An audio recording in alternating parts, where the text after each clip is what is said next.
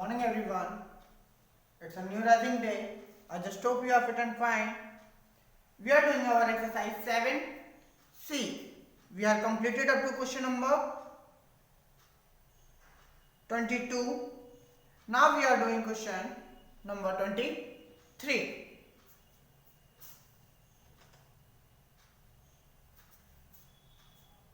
A number consists of two digits whose sum is 8. If 18 is added to the number, if digit get interchange, find the number. देखिए, आपकी सबसे पहली चीज कि कोई भी टू डिजिट का नंबर होगा तो आप उसे कैसे लिखेंगे. देखिए, हमने मान लिया कोई एक टू डिजिट का नंबर 73 है, तो 73 को अगर हम एक्सपेंडेड फॉर्म में लिखेंगे तो कैसे लिखेंगे. 70 प्लस 3, यही तो होगा. अगर हम 87 लिखेंगे तो कैसे लिखेंगे. 80 प्लस 7. देखिए, वन प्लेस आपकी जो थी वही सिमिलर रहेगी, लेकिन जो 10th प्लेस होगी उसमें आपका क्या 10 का इंटू हो जाएगा. It will be multiplied by 10. Similarly if you don't know the number, हमें नंबर नहीं पता है, तो हम उसे किस फॉर्म में लिखेंगे. 10a plus b. देखिए, ये हो गई आपकी यूनिट प्लेस और ये 10th प्लेस. क्योंकि ये दोनों ही हमें नहीं पता, लेकिन हमें इतना पता है कि जो 10th प्लेस होगी वो 10 के मल्टीपल में होगी. ठीक है.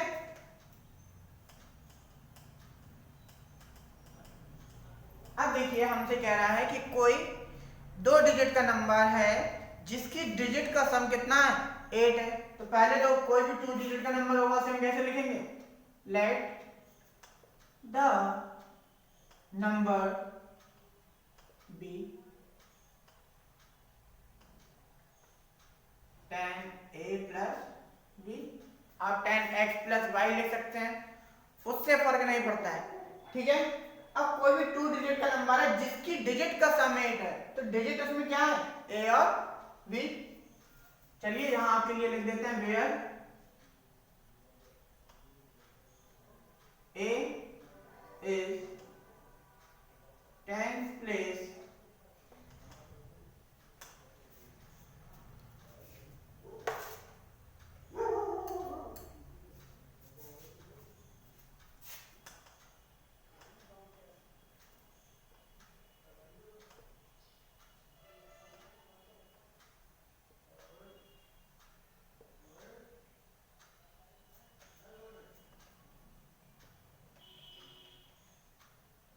और बी आपकी क्या है यूनिट प्लेस की डिजिट है.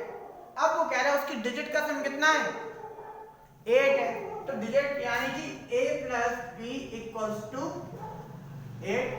यही तो गिवन है. कह रहा है कि जो डिजिट है उनका सम कितना है 8 है, तो हमने कह दिया a प्लस बी डिजिट थी तो इनका सम कितना हो गया 8 हो गया. इसका हमने मान लिया फर्स्ट इक्वेशन, क्योंकि यही पहली चीज है जो गिवन है हमें. उसके बाद कह रहा है if 18 is added to the number. Number अपना ये था.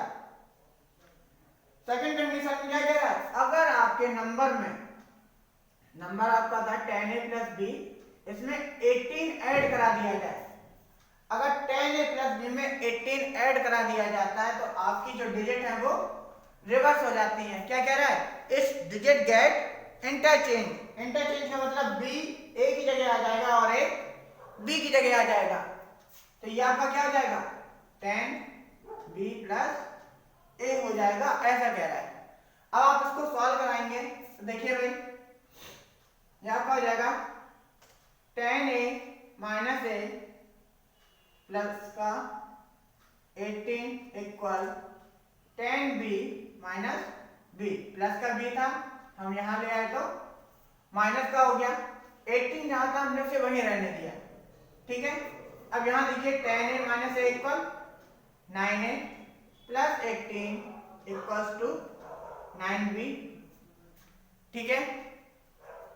अब आप क्या करेंगे, आपको दिख रहा है सभी 9 के मल्टीपल में है, आप यहां से 9 कॉमन ले लीजिए, तो ये आपका हो जाएगा 9a plus 2 equals to 9 into b. ठीक है. तो देखिए 9 दोनों में है तो 9 हो जाएगा डिवाइड. दोनों में 9 से डिवाइड दे देंगे तो 9 चला गया, तो आपका क्या बचा a plus 2 equals to b. अब देखिए आपको b की वैल्यू मिल गई यहां से कि आपकी जो b है वो क्या है, a से 2 ज्यादा है। a प्लस 2 का मतलब क्या हो गया, b is 2 more than a। इसको यहां पर पुट करा दीजिए, पुटिंग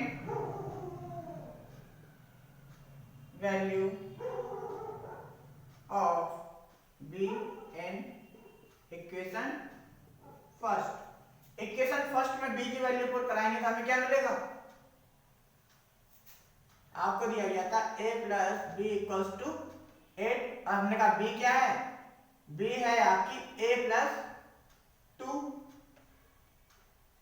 b की जगह हमने क्या रखा, a प्लस 2 रखा। अब ये आपका क्या हो गया, a plus a 2a plus 2 equals 8, then 2a equals 8 minus 2, then 2a equals 6, a equals 6 upon 2 equals to 3। हमें a की वैल्यू मिल गई कितनी, 3। अब b की वैल्यू निकालनी है तो b आपका क्या था, a प्लस 2 ही तो था, तो b आपकी क्या हो जाएगी, 3 प्लस 2 इक्वल 5। b आपका क्या हो जाएगा, 53। निकालना क्या था, फाइंड द नंबर। नंबर हमारा क्या है, tan a plus b। a की वैल्यू क्या है, 3, तो tan into 3 plus b, b की वैल्यू कितना है, 5, यानी 35।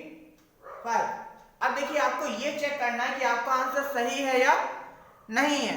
आप कुछ मत कीजिए, 35 में 18 ऐड करा दीजिए। आप 35 में 18 ऐड कराएंगे तो क्या हो जाएगा आपका, 8 और 5 13, 3 और 2 5। देखिए भाई 35 से 53 हो गया। उन्होंने क्या कहा था, अगर हम अपने नंबर में 18 ऐड करा देंगे तो डिजिट इंटरचेंज हो जाएंगी, हो रही हैं, इसका मतलब आपका आंसर सही है। ठीक है, ये सिर्फ चेक करने के लिए होता है, आप इसे करके नहीं दिखाएंगे। ठीक है, आपको सिर्फ आंसर निकालना था कि आपका नंबर क्या है, तो आपका नंबर क्या है, 35। ठीक है, question number 24। The numerator of a fraction is 2 less than its denominator if 1 is added to both its numerator and denominator it becomes 2/3। देखिए भाई फ्रैक्शन की बात कर रहा है, कोई भी फ्रैक्शन होगा न्यूमरेटर और डिनोमिनेटर की फॉर्म में होगा। चलिए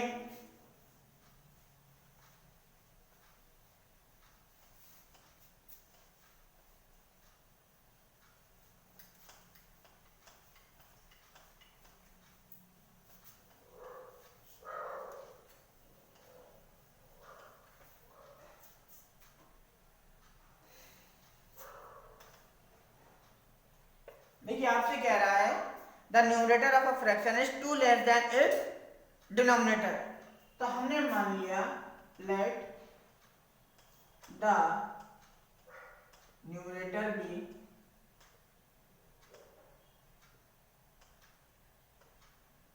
x। हमने क्या माना, न्यूमरेटर को x माना। कह रहा है कि ये जो न्यूमरेटर है ये इसके डिनोमिनेटर से कितना, 2 कम है। इसका मतलब कि जो डिनोमिनेटर होगा वो उससे 2 ज्यादा होगा या नहीं होगा। हाँ, तो आपका जो डिनोमिनेटर होगा वो क्या हो जाएगा,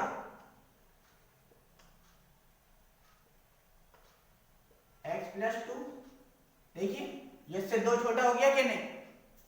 अब आपसे कह रहा है if 1 is added to both, according to question चलते हैं। क्वेश्चन ने आपसे क्या कहा कि अगर दोनों में 1 ऐड करा दिए जाए, तो हमने न्यूमरेटर में 1 ऐड करा दिया तो ये क्या हो गया, x प्लस 1, और हमने डिनोमिनेटर में 1 ऐड करा दिया तो ये क्या हो गया, x प्लस 2 प्लस 1। अब न्यूमरेटर तो x प्लस 1 ही रहा, लेकिन डिनोमिनेटर क्या हो गया, x प्लस 3 हो गया। अब कह रहा है 1 ऐड करा देने के बाद अगर आप फ्रैक्शन लिखेंगे तो ऐसे ही तो होगी, x plus 1 upon x plus 3 numerator upon denominator.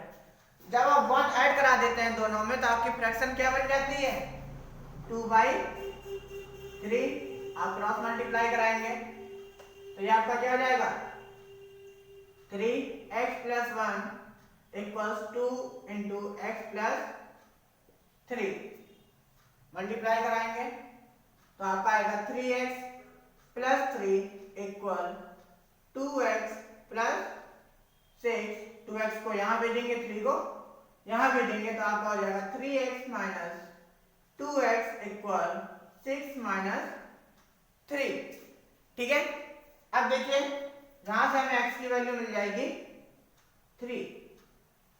आपको निकालना x की वैल्यू नहीं है, न्यूमरेटर डिनोमिनेटर भी नहीं है, आपको फ्रैक्शन निकालना है। फ्रैक्शन के लिए न्यूमरेटर डिनोमिनेटर निकालेंगे तो आपका न्यूमरेटर क्या हो गया 3, डिनोमिनेटर क्या हो गया 3+2 यानी कि 5। तो आपका फ्रैक्शन क्या होगा, then the fraction be 3/5 answer. ठीक है।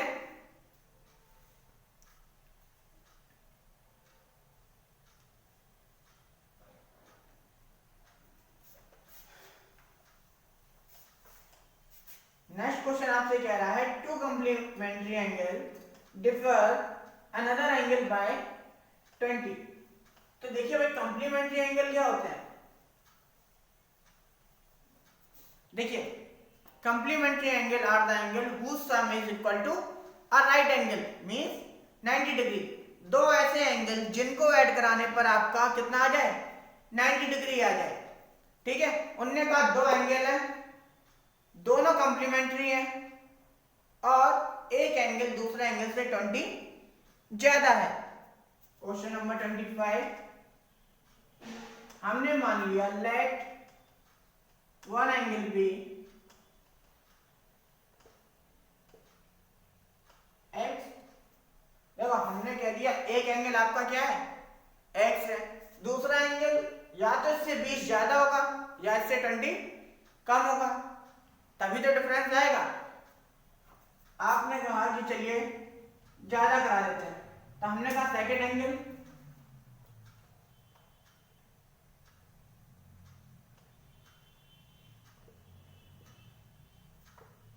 तो हमने कहा ये इससे 20 ज्यादा है।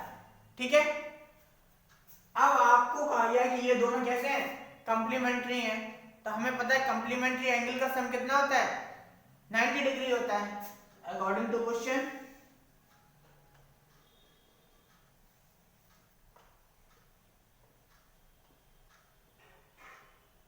x+20 equals 90 degree. आप जब इन दोनों एंगल को ऐड कराएंगे तो कितना आएगा 90 डिग्री। तो यहां से देखिए 2x equals 90 minus 20, 2x equals 70, x equals 70/2 means 35। तो आपका जो पहला एंगल है वो कितना हो जाएगा 35 हो जाएगा और जो दूसरा एंगल है वो कितना हो जाएगा 55। ठीक है। क्वेश्चन नंबर 26 सिमिलर है आपका, आप बस इतना देख लीजिए आपसे क्या कह रहा है, इस बार कंप्लीमेंट्री एंगल ना होकर सप्लीमेंट्री एंगल है और जो सप्लीमेंट्री एंगल होते हैं उनका सम कितना होता है 180 होता है। तो आपको कुछ नहीं करना है, सेम यही प्रोसीजर रहेगा, बस यहां पर आप इक्वल टू में 180 रखेंगे। ठीक है। तो आप लोग खुद से कर लीजिएगा। क्वेश्चन नंबर 27 देखते हैं।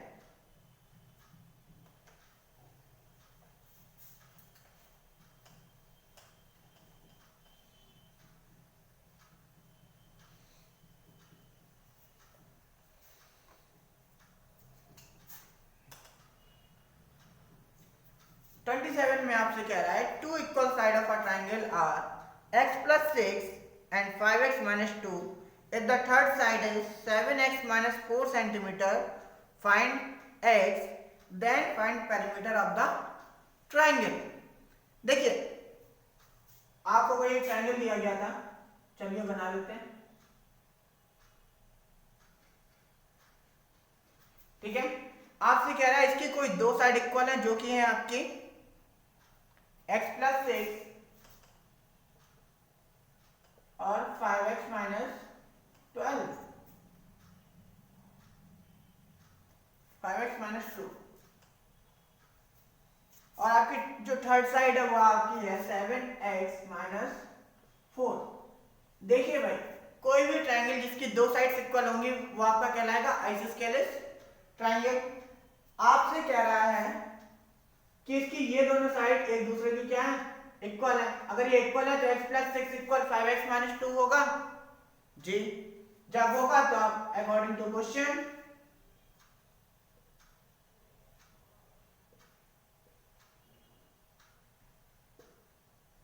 आपका हो जाएगा x+6 = 5x - 2। ठीक है, तो ये आपका हो जाएगा, आप इसको यहां भेज दीजिए,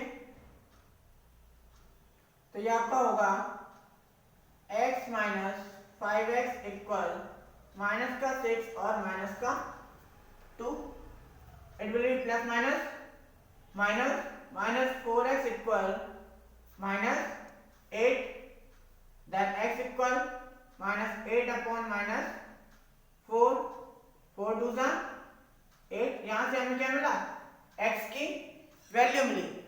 पहला क्वेश्चन हो गया, उन्होंने कहा था find the value of x।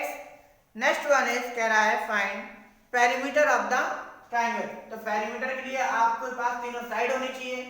पहली साइड आपकी क्या थी, x+6, यानी कि 2+6 = 8। Second one is 5x - 2, which is 5 × 2 - 2, 5 2 10 - 2 equal। Next one is 7x - 4, means 7 × 2 - 4, 7 2 14, 14 - 4 10। आपको क्या निकालना है, पेरीमीटर। तो perimeter of triangle equal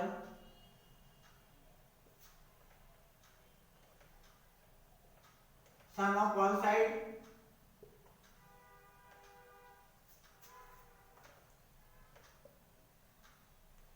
in सभी को ऐड कराएंगे तो आपका कितना आएगा,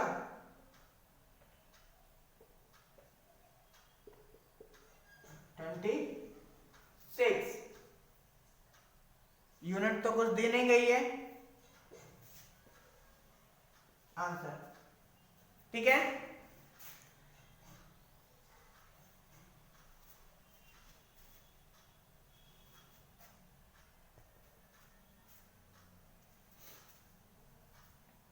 नेक्स्ट क्वेश्चन देखते हैं। 28 the angle of a triangle are dash dash and dash, find the angle and then show that the triangle is an equilateral triangle.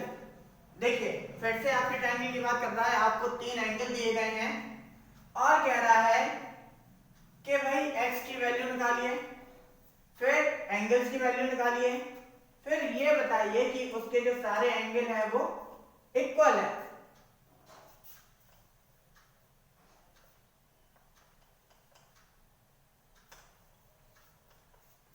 देखिए क्वेश्चन नंबर 28, हमने मान लिया ये कोई अपना ट्रायंगल था पी क्यू एंड आर। ठीक है, कह रहा है जो एंगल P है वो 4x हो गया,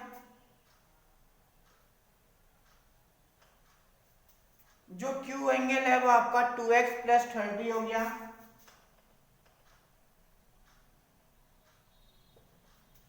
और जो R है वो आपका 5x - 15 हो गया। आपको पता है कि ट्रायंगल के तीनों एंगल का सम कितना होता है, 180 डिग्री। तो इन तीनों का सम भी कितना होगा, 180 डिग्री। तो आप ऐड कराएंगे sum of all angles of triangle equal to 180 degree, then 4x plus 2x plus 30 plus 5x minus 15 equals 180 degree. Add कराएंगे तो आपको मिलेगा 5 2 7 और 4 11x। 30 में से 15 सब्ट्रैक्ट कराएंगे तो आपका कितना आएगा 15 degree equal 180। Then 11x equal 180 minus 15, then 11x equal 165। यहां से आपकी x की वैल्यू आ जाएगी 165 अपॉन 11 11 15 का 165। यहां से आपको x की वैल्यू मिल गई, लेकिन आपको ये नहीं निकालना है, आपको निकालना क्या है सारे एंगल्स की वैल्यू निकालनी है और ये बताना है कि ये इक्विलेटरल ट्रायंगल है या नहीं। तो एंगल P आपको दिया गया था 4x विच इज 15 इंटू 4 15 4 का 60 डिग्री। चलिए एंगल Q देखते हैं 2x plus 30 degree 2x plus 30 degree which is 2 into 15 plus 30 30 plus 30 equals 60 degree. Angle R which is 5x minus 15 degree, तो ये आपका हो जाएगा 15 5 जा 75 minus 15 equals to 60 degree. Since all angles are equal, then we can say that triangle PQR is a equilateral triangle। हम लिखेंगे since angle P equal angle Q equal angle R equals to 60 degree, then triangle PQR is equilateral। ठीक है।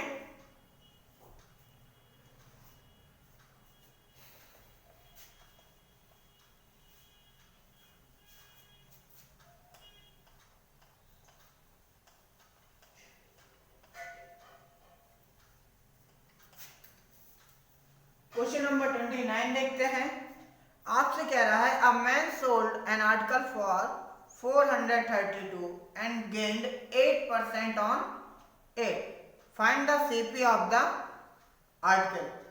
आपको क्या क्या दिया गया है, देखिए भाई सोल्ड का मतलब बेच दिया।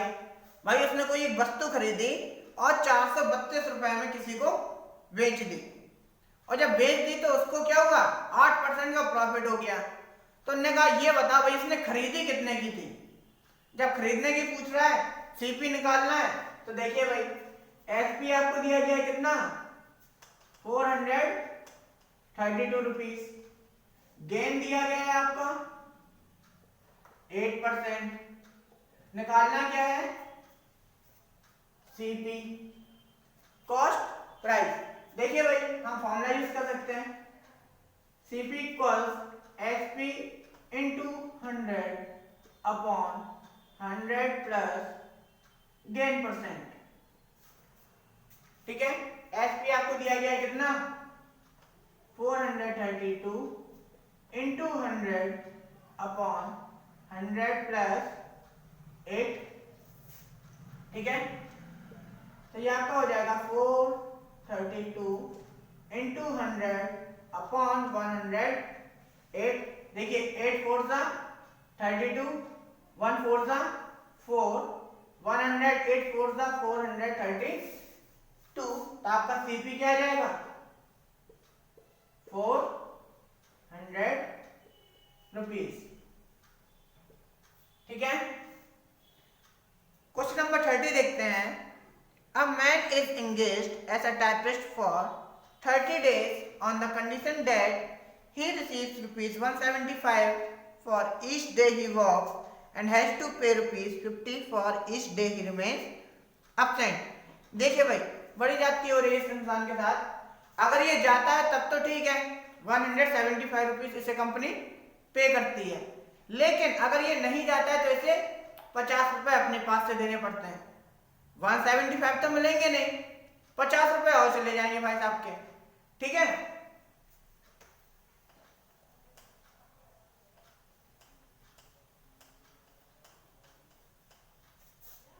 अगर 30 डेज का कॉन्ट्रैक्ट है तो बताइए उसको 4125 रुपीज मिले, तो भाई कितने दिन अब्सेंट रहा। Question number 30, let he be present for, अब हमें ये तो पता नहीं है कितने दिन तक आया, तो हमने कह दिया भाई मान लिया वो x डेज तक प्रेजेंट रहा, ठीक है। आप अब्सेंट वाले को भी x डेज मान लेंगे तो आपका आंसर पहले ही निकल आएगा, ठीक है। अब हमने प्रेजेंट वाले को x मान लिया, इससे करके देखते हैं। हमने कह दिया वो x डेज तक प्रेजेंट रहा, तो वो अब्सेंट कितने दिन रहा होगा,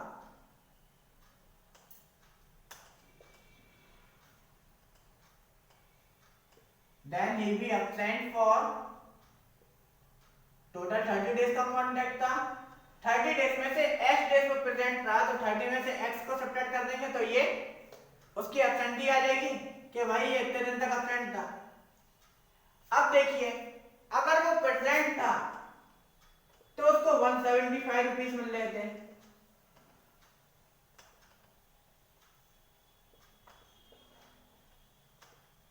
जब वो प्रेजेंट था तो उसको 175 रुपीज मिल रहे थे, और अब्सेंट हो गया तो उसके 50 रुपए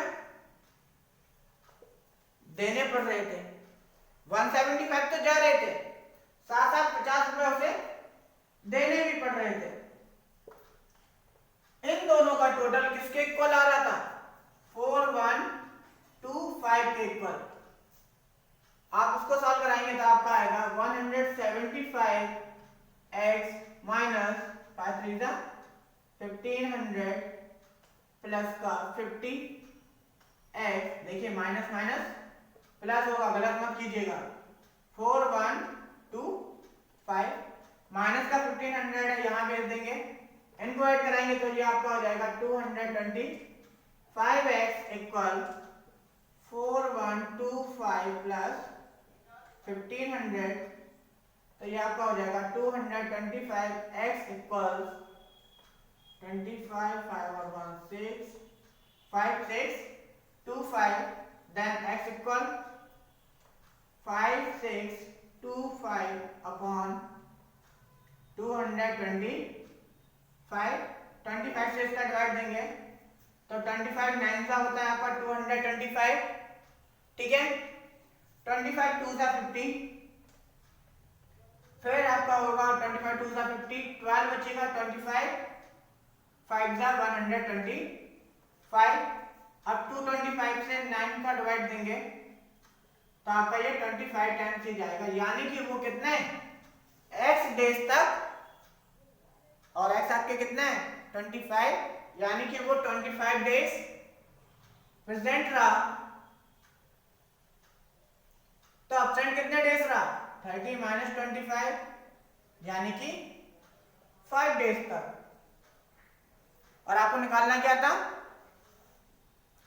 for how many days does he remain absent, कितने डेज तक अब्सेंट रहा, तो आपका आंसर क्या होगा 5 डेज, ठीक है।